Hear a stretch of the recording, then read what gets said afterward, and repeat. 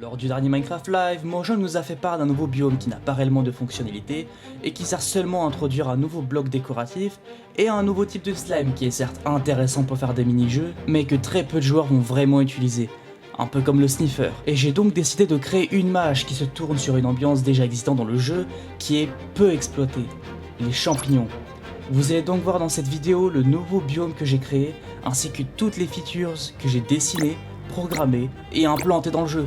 D'ailleurs, n'hésitez pas à me soutenir en likant cette vidéo et en vous abonnant, car pour faire cette vidéo, j'ai dû apprendre à utiliser 7 logiciels différents. Bref, bon visionnage. Avec les différents paramètres qu'MC Creator m'a fournis, j'ai pu créer mon biome, mais il restait tout de même le paramètre le plus important qui était la génération des blocs dans le biome. Il faut donc choisir quel bloc allait se générer dans mon biome, et j'ai donc créé 2 blocs pour cette occasion. L'herbe sera un mélange entre la texture du mycélium et la mousse pâle, et pour la terre, j'ai opté initialement pour le bloc de mousse pâle, mais ce bloc avait des propriétés qui interféraient avec une mécanique du biome, que je vais vous expliquer plus tard. Ok super, on a notre biome, mais il est tout aussi vite que le contenu de mes lettres de motivation de Parcoursup, donc va falloir faire en sorte qu'il y ait des champignons qui se génèrent, et pour en arriver là, il faut dessiner des textures de champignons, puis créer plus de blocs de champignons car il n'y a pas assez de diversité de champignons dans le jeu de base et s'assurer que tout marche. Ensuite il faut construire plusieurs variantes de champignons géants et les sauvegarder dans des structures blocs, puis il faut les importer en tant que structure sur MC Creator. Ensuite paramétrer la génération des différents champignons pour pas qu'ils s'encastrent tout le temps les uns dans les autres, et enfin ça marche. Maintenant je peux juste implémenter des petits champignons par-ci par-là en m'inspirant des textures déjà existantes dans le jeu. Ah, et j'ai bulle des gros rochers aussi pour faire un peu plus joli. Ok, maintenant on va passer à ce que j'appelle la mécanique du biome, la wire plant, ou la plante barbelée. Je voulais imposer une contrainte en voulant visiter ce biome, et cette plante est parfaite car elle est très difficile à casser, elle inflige des dégâts conséquents aux joueurs, et elle a aussi la même fonctionnalité que les baies sucrées qui est de ralentir le joueur et de l'empêcher de sauter. Mais pour équilibrer le tout, et ne pas rendre ce biome infâme à visiter, j'ai rendu ces plantes très inflammables. Et après des dizaines et des dizaines de tests de génération, je suis enfin arrivé à un résultat convenable. Maintenant, on va passer au mobs, et pour ça, j'ai décidé de faire 6 entités. Il y en aura 3 passives, 2 agressives et un boss. Pour les créer, je me suis servi de 2 logiciels. Déjà, il y a Krita, un logiciel de dessin gratuit qui m'a permis de dessiner toutes les textures que j'ai implémentées dans ce mode. Et pour les modèles 3D, j'ai utilisé Blockbench, qui est extrêmement utilisé dans les modes Minecraft pour faire des modèles 3D compatibles avec le jeu. Bon, passons au mob passif que j'ai créé. Déjà, il y a le Mushy, ainsi que ses 3 variantes. C'est juste des petits champignons qui se baladent et qui se défendront si attaqués. Oui, le mob est pas ouf, mais c'était le tout premier modèle 3D que j'ai fait, je me suis dit pourquoi pas le laisser. Ensuite, j'ai fait un champignon plus grand et mobile qui fixe le joueur. Et oui, je me suis inspiré du monsieur champignon de Hollow Knight pour son design. Et enfin, j'ai fait un gros champignon avec des variantes de taille et de couleur. Pour les dessiner, je me suis inspiré des textures que j'avais déjà fait pour les champignons géants qui se génèrent dans mon biome. Maintenant, il me suffit juste d'importer leurs textures et leurs modèles 3D sur MC Creator et voilà. Maintenant, on va passer aux mobs agressifs et il y a une règle importante que je dois respecter. Dans le biome champignon déjà existant dans Minecraft, il n'y a pas de mobs qui spawn. Donc il fallait que je trouve un contexte pour leur présence.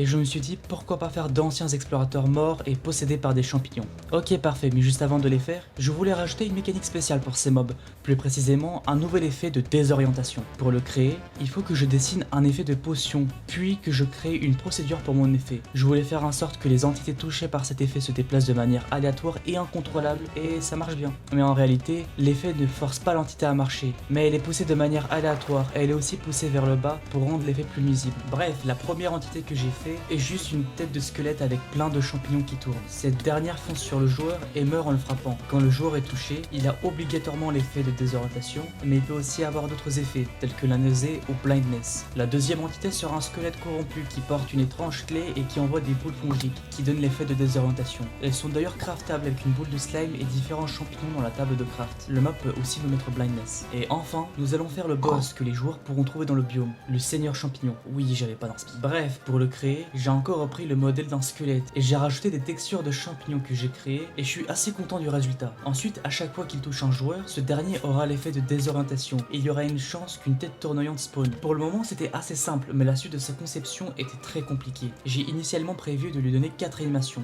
Une animation de marche, une animation d'attaque, une animation quand le boss est immobile et enfin une animation de mort. Malheureusement, le plugin le plus utilisé dans les animations de MC Creator est obsolète, donc j'ai dû utiliser une alternative qui est beaucoup plus galère, entre les animations qui ne fonctionnaient pas ou que le boss tremblait comme un épileptique. Et j'ai seulement réussi à lui mettre une animation de mort, et encore, le boss se tourne sur le côté à cause d'un code que tous les mobs du jeu possèdent quand ils meurent. Donc j'ai dû aller chercher dans le code du render du mob et lui modifier cette partie du code.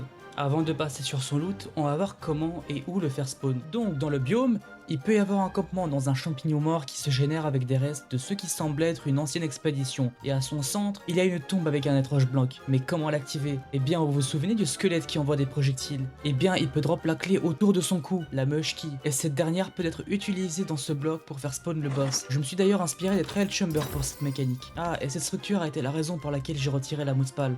Je vous laisse voir ça de vos propres yeux.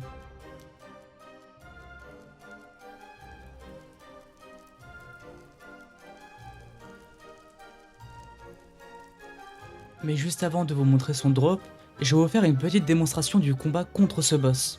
Ok, du coup maintenant on se retrouve devant la tombe du boss, mais on n'a pas de clé. Donc déjà avant d'aller chercher le squelette qui peut nous passer la clé, je vais brûler tout ce qu'il y a ici, pour pas nous déranger pendant le combat. Et on va aller en chercher un. Ah, et aussi j'ai oublié de préciser, ces mobs là ne spawnent que la nuit.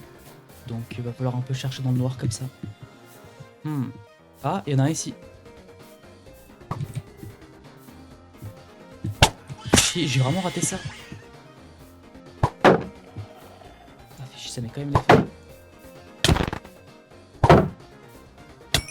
Ok, parfait. Heureusement qu'ils ont pas de vie. Ah bah super, maintenant il suffit juste de revenir. Ok, parfait. Maintenant, il suffit juste de faire spawn le boss. On va l'affronter, hein.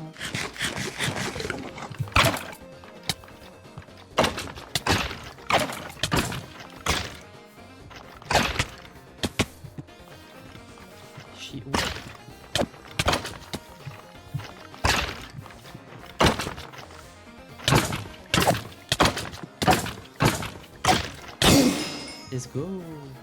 Ok, voilà. Et du coup maintenant on a la boussole fongique.